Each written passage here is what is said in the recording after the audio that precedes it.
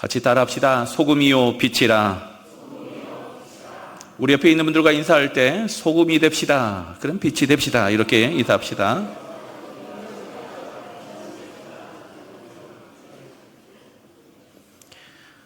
원래 첫눈 오고 나면은 토론이 시작됩니다. 이게 첫눈이냐 아니냐. 이 정도 가지고 첫눈이라고 하면 안 된다. 나는 보지도 못했다. 인정할 수 없다. 115년 만에 40cm가 넘는 눈이 왔습니다. 첫눈으로. 덕분에 아까 예배 먼저 오셨던 분들은 아마 사진을 보셨을 겁니다. 우리 교회에 그런 멋진 설경이 펼쳐졌습니다. 스위스인 줄 알았습니다. 깜짝 못할 놀라운 은혜가 오늘 이 본문을 통하여서 여러분에게도 있기를 주님의 이름으로 축원합니다. 소금이요 빛이라. 사실 우리는 소금이다 빛이다 인사하기보다는 소금이 됩시다 빛이 됩시다 이렇게 인사하는 게 훨씬 더 정겹고 익숙합니다. 오늘 말씀의 의미가 뭐냐? 두말할 것도 없이 소금처럼 빛처럼 세상에서 열심히 부지런히 정직하게 살아가자. 만약 그렇게 하지 않으면 밖에 버려서 발핌당할 것이다 라고 말하는 본문처럼 오늘 본문은 해석됩니다. 빛으로 소금으로 자신을 다 녹이고 다 들여서 희생해야 한다. 그렇게 희생함으로 어디에? 등경 위에 저 높은 자리에 올라가서 세상에서 그리스도의 영광을 나타내야 한다. 그래서 우리는 점점 더 높은 자리에 올라가야 한다. 우리는 이렇게 알고 있습니다. 물론 이 말씀이 틀린 말씀은 아니지만 예수님이 이 말씀을 하실 때 과연 그게 전부겠습니까? 이 말씀은 그냥 단순히 소금으로 빛으로 너희는 맛을 내고 열심히 살아가라는 말씀이 아닙니다. 왜냐하면 바로 이 말씀 앞에 있는 말씀 보면은요, 이 말씀을 누가 듣고 있습니까? 마태복음 4장 23절부터 등장하는 바로 그 사람들 어떤 사람들입니까? 아픈 사람들이에요. 아픈 사람들. 하나님 아니면 도저히 소망이 없고 예수님이 치료해 주심을 바람으로 이방인도 유대인도 아픈 사람도 건강한 사람도 함께 모여있는 바로 그곳에서 선포한 말씀이 산상수훈이고요. 산상수훈이라고 말하는 산에서 선포하신 예수님의 가르침 첫 번째 부분이 팔복이었습니다. 지난주까지 우리가 팔복을 함께 봤어요. 그리고 팔복 이후에 이 말씀이 있습니다. 팔복 제일 마지막 말씀이 뭡니까? 의를 위하여 박해를 받는 자는 복이 있나니입니다. 하나님의 정의를 위해서 이 땅을 우리가 살아가잖아요. 그러면 세상이 마치 빛이 높이 있어서 손뼉치는 것처럼 우리가 박수 쳐주지 않습니다. 우리가 하나님의 정의, 하나님의 공의를 부르며 정직하게 살고 그곳에서 바르게 그리스도인으로 서려고 하잖아요. 반드시 박해가 있습니다. 네가 잘난 줄 아느냐? 튀지 마라. 예수 그리스도의 정의를 믿고 사는 사람들, 세상에 선한 영향력을 끼치려고 노력하지만 효과는 미미하고 오히려 핍박이 우리 안의 현실입니다. 어디서부터 잘못됐습니까? 이렇게 이 본문을 오해한 까닭은 사실 팔복에 대한 오해에서부터 시작합니다. 심령이 가난한 사람, 애통한 사람, 온유한 사람, 의에 줄이고 목마른 사람, 긍휼한 사람. 이렇게 살라는 얘기가 아닙니다. 이것밖에 소망이 없고 가진 것 아무것도 없이 주님만 나의 소망입니다라고 고백하는 그 사람들을 향하여서 행복하여라 너 심령이 가난한 자 나를 따라오라. 하나님의 빛으로 너를 보니 눈물밖에 나오지 않느냐. 애통하는 자 나를 따라오라. 하나님의 인도하심을 따르는 것, 하나님의 인도하심을 받는 것, 이것이 행복이고요. 여기 팔복은 행복 선언입니다. 그 연약한 자들을 향하여서 행복하다. 하나님의 인도하심을 받으니 걱정하지 마라. 실수해도 목자가 너를 살려줄 것이고 넘어져도 목자가 너를 일으켜 줄 것이니 팔복의 사람, 너는 행복한 사람이다. 세상은 성도가 착한 일 하라고, 구별된 인생 살라고, 그렇지 않으면 하나님께 영광 돌리지 않는다고 착각 착각할 수도 있습니다. 하지만 오늘 본문에서 우리는 기억해야 됩니다. 이 말씀은 팔복 다음에 등장하는 말씀입니다. 13절 읽어봅시다. 시작. 너희는 세상의 소금이니 소금이 만일 그 맛을 잃으면 무엇으로 짜게 하리요? 후에는 아무 쓸데없어 다만 밖에 버려져 사람에게 밟힐 뿐이니라. 아멘. 여기 보면은 너희는 세상에 뭐라고요? 소금? 소금이 되라고 그럽니까? 아니면 소금이다 라고 말합니까? 소금이다 라고 말합니다. 이것은 완료형으로 기록된 말씀으로 너희는 이미 세상의 소금이다 라고 선포하고 있는 겁니다. 여러분은 세상의 소금입니다. 아멘. 왜요? 왜 이런 일이 가능합니까? 팔복의 사람은 소금이라는 겁니다. 하나님밖에 소망이 없고 하나님을 믿음으로 오늘도 겸손하게 주를 따르고 있습니까? 여러분은 세상의 소금입니다. 우리가 맛을 내는 게 아닙니다. 완료형으로 기록됐어요. 도덕적인 삶을, 윤리적인 삶을 가르치고 있는 게 아닙니다. 성경은 도덕과 윤리, 너희가 그것으로 이루어질 줄 아느냐? 아니다. 우리의 정의가 아니라 하나님의 정의를 기대하며 우리의 정의, 우리의 노력으로는 다 다다를 수 없는 그 거룩함, 내가 이제 하나님 인정합니다. 하나님밖에 소망이 없습니다. 우리는 불의하고 불법하고 부정한 사람, 티끌 같은 존재입니다. 그래서 성경은 사람을 아다마라고 부릅니다. 이 뜻은 티끌입니다. 티끌. 흙이 아닙니다. 하나님이 흙으로 사람을 창조했다. 이게 오역입니다. 정확하게는 티끌로 창조하셨어요. 진공청소기 그 안에 있는 먼지 있잖아요. 그게 티끌입니다. 우리가 그런 존재입니다. 교만한 우리는 심령이 가난해야만 겸손히 하나님을 따르고 애통함이 있을 때에나 겨우 우리는 주님의 이름을 부르며 기도합니다. 내가 할 수 있다고 착각하는 순간 우리는 교만하며 하나님을 떠나게 됩니다. 소금과 빛의 삶도 마찬가지입니다. 우리가 할 수 있는 게 아닙니다. 우리는 스스로 빛날 수 없고 우리가 가진 맛으로는 쓴맛밖에 나지 않을 겁니다. 이게 냉정한 현실입니다. 그래서 성경은 끊임없이 우리가 하나님께 있어야 함을 강조합니다. 복 있는 사람은 악인의 꾀를 따르지 아니하고 죄인의 길에 서지 아니하며 오만한 자의 자리에 앉지 아니하고 오직 여호와의 말씀을 절거하며 그 율법을 주야로 묵상하는도다. 어떻게 묵상합니까? 주야로. 항상 기뻐하라, 쉬지 말고 기도하라, 범사에 감사하라. 언제요? 항상. 심령이 가난함으로 애통함으로 온유함으로 끊임없이 하나님 앞에 항상 주야로 서야 그나마 우리가 교만한 자리에서 벗어나 하나님의 은혜로 설 수 있다는 겁니다. 너희는 세상의 소금이다. 내가 너희를 통하여서 소금처럼 보여주겠다라고 말하는 이 소금의 의미는 사실 다른 게 아닙니다. 성경에서 소금은 두 가지 정도 사용됩니다. 하나는 소금은 소금 언약이라고 말씀하셔서 하나님의 변하지 않는 언약을 설명할 때 소금 언약이라고 말합니다. 또 하나는 그 언약을 깨뜨리는 사람을 심판할 때 소금의 불로 소금 치듯이 내가 그렇게 심판하겠다라고 말하고 있습니다. 역대하 13장 5절은 이렇게 얘기합니다. 이스라엘 하나님 여호와께서 소금 언약으로 이스라엘 나라를 영원히 다윗과 그 자손에게 주실 것을 너희가 알 것이 아니냐. 소금 언약.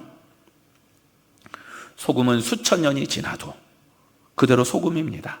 본질이 변하는 게 아닙니다. 소금은 오래 둬도 소금입니다. 소금 언약이라는 말은 너의 힘과 너의 노력으로 너희가 소금이 되는 것이 아니라 팔복의 사람이냐? 그러면 내가 사랑으로 너를 소금 언약 구원해 주겠다 말씀하시고 너희를 통하여서 나의 언약을 보이겠다 말씀하시는 본문이 바로 오늘 13절입니다. 너희는 세상의 소금이니 소금이 만일 그 맛을 잃으면 만약 그 언약에서 떠나게 되면 거기에 심판이 있다고 말하고 있는 겁니다. 소금이 맛을 잃지 않는다고 했잖아요. 그래서 소금이 맛을 잃는다. 이 이야기가 우리는 잘 이해되지 않습니다. 이걸 이해하기 위해서는 이 그림을 봐야 됩니다. 이 그림을 봐야 됩니다. 이 그림입니다. 어디죠? 사회입니다. 신문을 보는 척 하는 겁니다. 사진 찍으려고.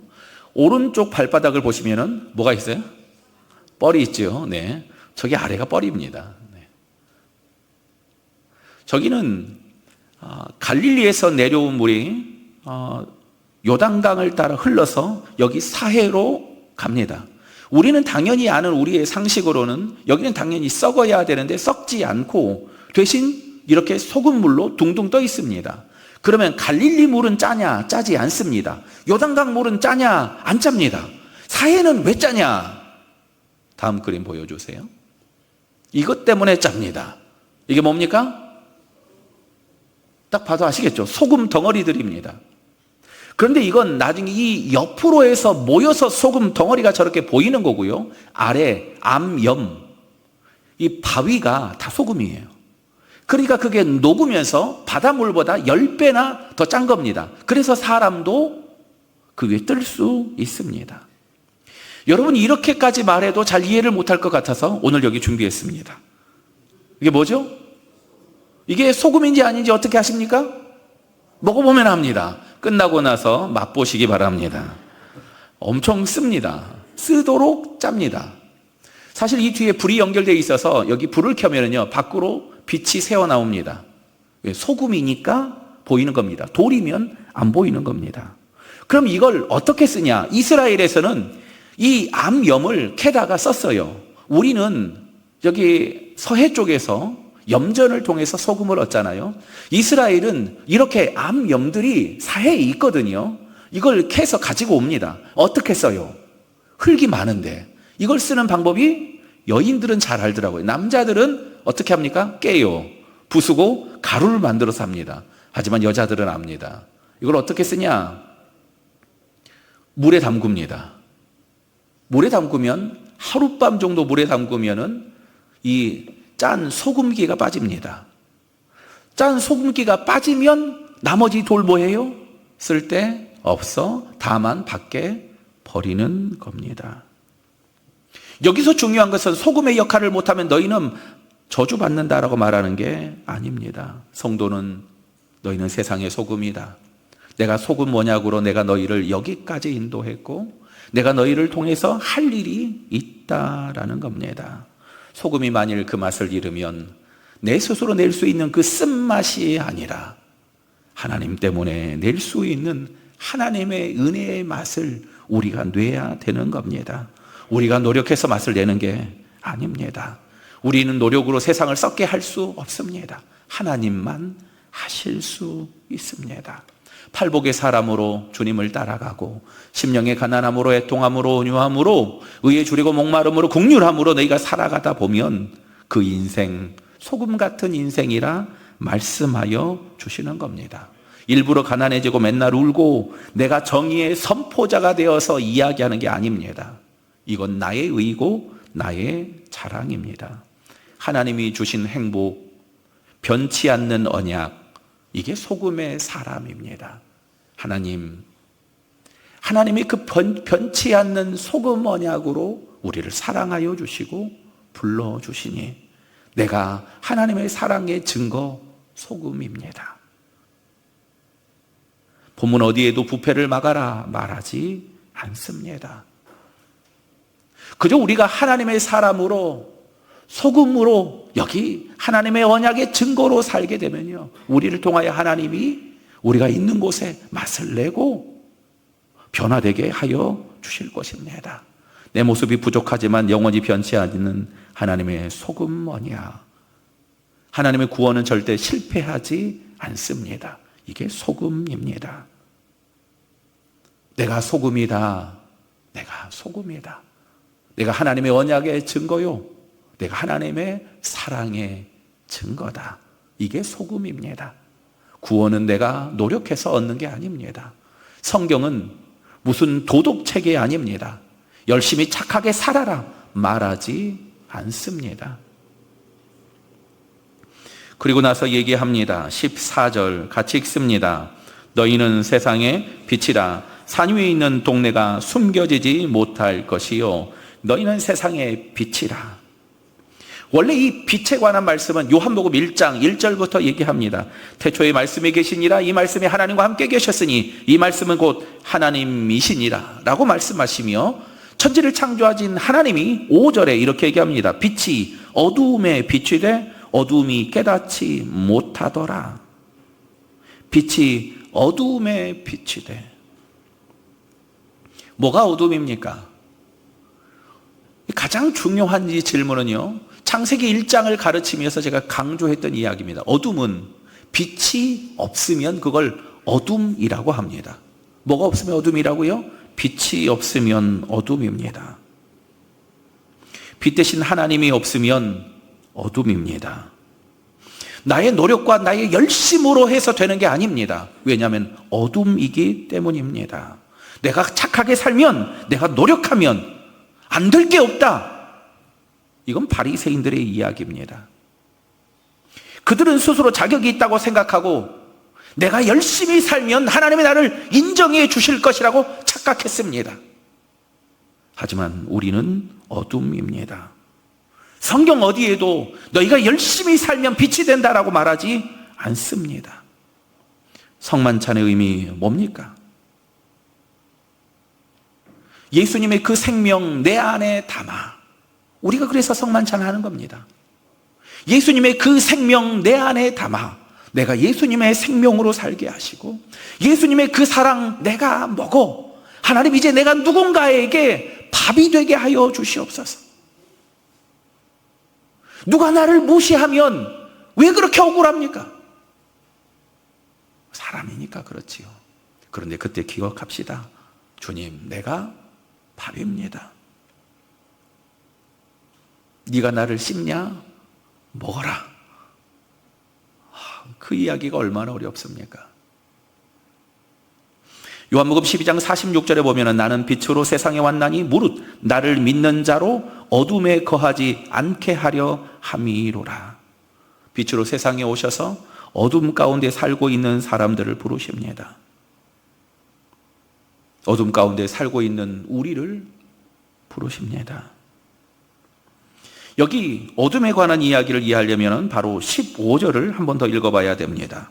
같이 읽습니다. 사람이 등불을 켜서 말 아래에 두지 아니하고 등경 위에 두나니 이러므로 집안 모든 사람에게 비치느니라. 아멘. 저는 이 구절을 보면서 사실 창피한 고백이 있습니다. 제가 등불을 켜서 어디에 두지 않는다고요? 말 아래에. 저는 이 말이 우리가 타고 다니는 말인 줄 알았습니다. 40살까지.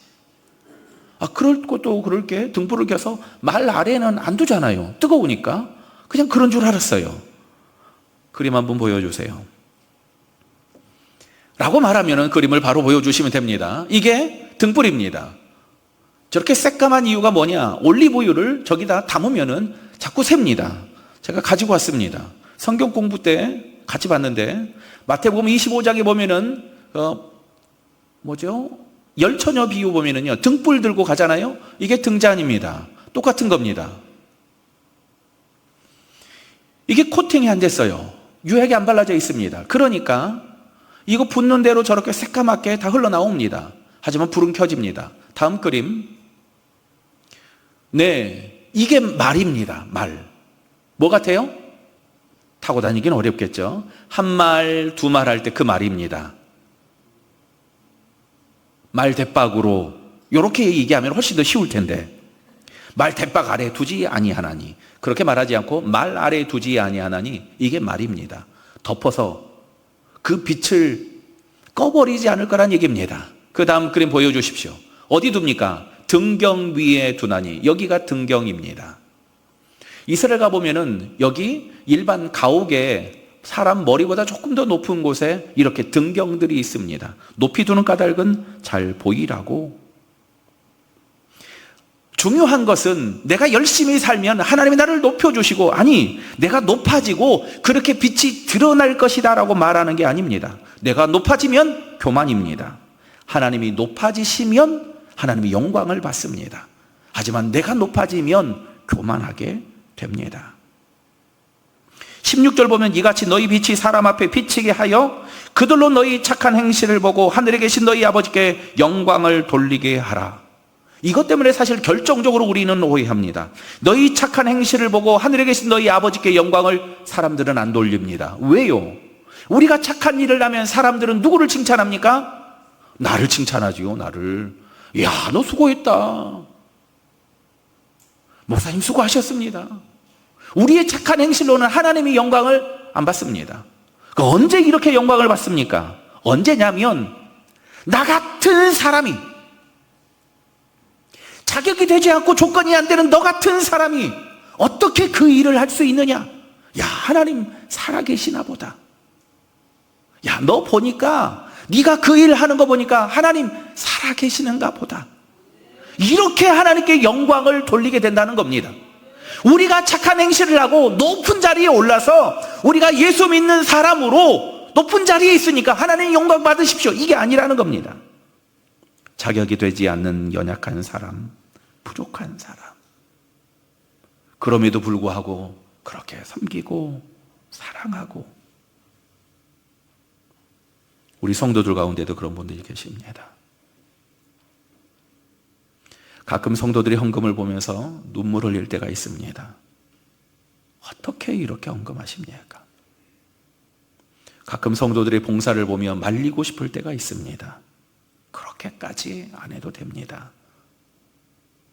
말리면 말씀합니다. 제가 기뻐서 제 사명이라. 빛 대신 주님이 우리 안에 들어와 계심으로 우리 안에 어둠이 물러나고 하나님이 주신 새로운 일들이 보이며 내가 해야 될 일들이 밝히 보이며 그 일을 할 때 빛 대신 하나님이 우리를 통하여서 영광을 받으시는 겁니다. 주님만 소망을 두고 주님만 의지하고 주님만 따라가는 팔복의 사람. 심령의 가난함으로 애통함으로 온유함으로 의에 줄이고 목마름으로 긍휼함으로 가고 있느냐? 너는 소금이다, 빛이다. 여러분, 우리의 노력으로 소금과 빛을 만드는 게 아닙니다. 주님을 따라갈 때 소금이요 빛입니다. 팔복의 사람, 하나님의 맛이 나는 겁니다. 야, 저 사람 살맛 나는, 하나님의 맛이 나는 인생. 저 사람 진리의 빛이 보이고 어둠이 떠나가고 있는 것이 보이는 소금의 사람, 빛의 사람인 겁니다. 이국종 교수의 골든 아워라는 책이 있습니다. 이 책은 아주대 중증외상센터에서 일했던 이국종 교수가 자기 이야기를 쓴 책입니다. 이 책 제일 앞에 보면은 정경원이라는 사람의 이름이 기록되어 있습니다. 이 책에 등장하는 정경원이라는 사람은 어느 날 이국종 교수를 찾아왔습니다. 가서 그곳에서 그 일을 배우고 싶다고 얘기합니다. 그때 이국종 교수가 자신의 일이 얼마나 힘들고 어려운지를 이야기합니다. 나는 1년에 4번 집에 간다. 1년에 4번 집에 간대요. 이 일이 얼마나 힘들고 어려운지 다 이야기했습니다. 그랬더니 이 이야기를 조용히 듣던 정경원 교수가 이렇게 얘기합니다. 교수님, 저는 그리스도의 가르침에 어긋나지 않는 삶을 살기를 바랍니다. 그거면 됩니다. 큰 욕심은 없습니다. 저는 외상외과 수련을 마치고 난 뒤 직장에 대한 보장이나 융택한 삶을 바라는 것이 아닙니다. 사람을 살리는 외과 의사로 살아가는데 필요한 심도 있는 수련 받기를 바랍니다. 그리스도인으로 가장 어려운 그곳에서 사람을 살리는 일을 하고 싶어서 그 어려운 일을 배우겠다라고 말하는 바로 그 사람의 이야기를 듣고 이국종 교수가 충격을 받습니다. 참고로 이국종 교수는 그리스도인이 아닙니다. 그래서 거기 그 교수가 생각나서 자기의 책에 그 교수의 일을 기록하고요. 이국종 교수가 여러 가지 사연으로 결국 그 외상센터를 떠나게 되었는데 그 후임으로 누가 일하고 있는 줄 아십니까? 정경원 교수가 그 뒤를 맡아서 일하고 있습니다. 소금이 되라, 빛이 되라. 아니, 우리는 소금이 될 수 없고 빛이 될 수 없습니다. 하지만 예수님 따라가는 우리를 주님은 소금이다 라고 말하며 소금 언약으로 우리를 구원해 주시며 우리에게 예수 그리스도의 맛이 나게 하고 빛 대신 주님께서 우리 안에 오심으로 어둠이 떠나가고 주님이 원하시는 거룩한 일을 할 수 있게 되는 겁니다. 우리의 힘으로 할 수 없는 그 일이 되어지는 것을 보고 마침내 고백하게 되는 겁니다. 소금이요 빛이다. 우리 인생의 생명의 빛을 주시고 십자가의 죽으심으로 우리를 향한 소금 언약을 성취하신 예수님, 우리가 열심히 일해서 착한 일에서 높이 올라가는 것이 아니라 겸손히 주님을 따라갈 때 마침내 우리를 통하여서 주님의 향기가 나고 주님의 맛이 나는 사람, 발복의 사람, 그 사람들이 소금이요 빛입니다. 바라기는 사랑하는 성도 그리고 여러분의 머무는 곳에 소금, 빛의 놀라운 은혜가 있기를 주님의 이름으로 축원합니다. 기도합시다.